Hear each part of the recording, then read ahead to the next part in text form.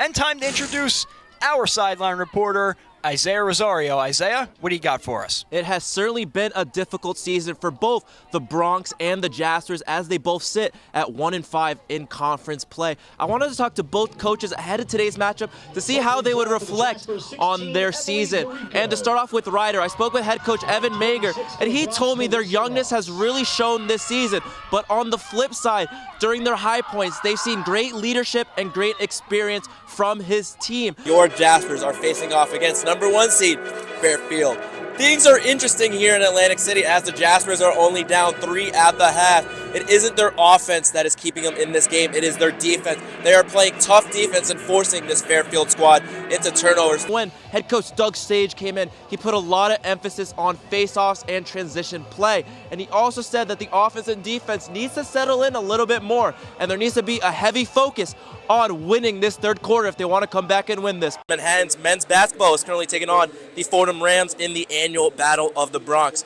Trinity Gymnasium is electric today. Students have been waiting months for this day and for this matchup. I spoke with John Gallagher ahead of today's game, and he said this team needs urgency in order to get this win, and that's exactly what Manhattan is doing. I spoke with both head coaches ahead of today's matchup to see what each coach would like from their team. To start off with the Merrimack Warriors, I spoke with head coach Jen Sargent, and she told me that their loss to Niagara was a great confidence booster for this team, especially as Niagara was the winner of the MAC last year, and she also put a heavy focus on that second half. And for Manhattan, I spoke with head coach Jenna Dingler, and she told me the team just needs to come out strong and make a statement. Isaiah Rosario's got more on this potent Saints offense.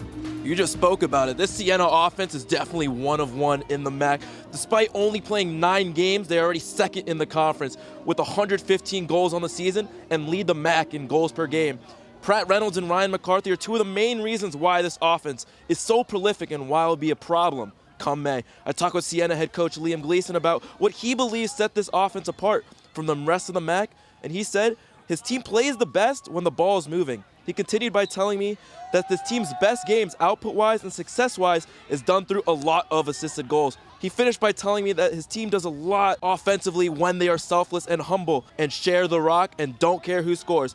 And that philosophy has definitely shown this season thus far, as they are second in the MAC in assists with only 9 games played. We actually have a reunion at Gaelic Park as Manhattan's assistant coach Parker Brown and Iona assistant coach Leah Marshall both played on the Iona women's lacrosse team in 2019. Assistant coach Parker Brown told me she's excited to face off against Marshall. She has a lot of pride riding on this game just because she originally was a Gale and now she's a Jasper. First half, it wasn't a great offensive showing, but you guys ended that first half on that 8-2 run, and it kind of was that offensive spark that this team needed. What went well from that point on?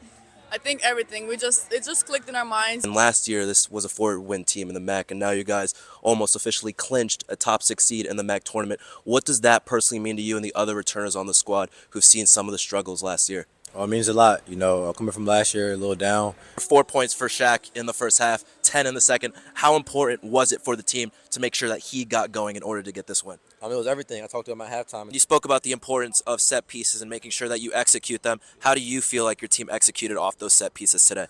Yeah, we laugh and joke about the fact that we just never score on set pieces. How good did it feel to get this win, knowing that this team was the team that eliminated you last year? Great. I had flashbacks coming in the gym. We had the same locker room. Flipping to the calendar year 2025, the team lost 3 of 4. How important was this win, getting back in the win column, especially as you inch closer to Atlantic City every day? Yeah, we've had crazy games, the Siena game, and double-digit comeback for this team today. What does a game like today mean for the team, and what does it say about the resiliency? We have a tough game also upcoming on Wednesday. Intensity and emotions are very high in games like these. What is the message that you're going to tell your team in the locker room ahead of today's game? Yeah, first off, we all are here because we love basketball. Petra was phenomenal today. Double digits, all 4 games this season. What has she meant to this program, and how is her success linked with the team's success? Yeah, Petra's just a special human being. Every time it seems like you're facing a Manhattan team in the regular season, it has the feel of a MAC playoff game. How much does this game and these tests really help the team when you come to May? Listen, I have so much respect for Manhattan, and again, we had to have a crazy comeback last year. Your defense has been one of the best defenses in the MAC all year. They came in big, a lot of moments today. How is your defense able to do it day in and day out? They truly, I have so many good things to say about them. Kaylin with 5 goals today. She's taken a major leap offensively from her freshman year to this year. Yeah. What differences have you really seen from her freshman year to this year offensively? I think she's just continuing to gain more confidence. Saturday is your final game in the regular season with the chance to send you guys possibly to the playoffs. How excited are you for that opportunity? Extremely excited. You know, this is only our second year. First MAC win of the season. How good does it feel to get that first win under the belt? It's huge. I'm really proud of their effort. It's been building. We've been getting there, and to be able to finally put 60 minutes together today was a big thing for us, so I'm proud of them.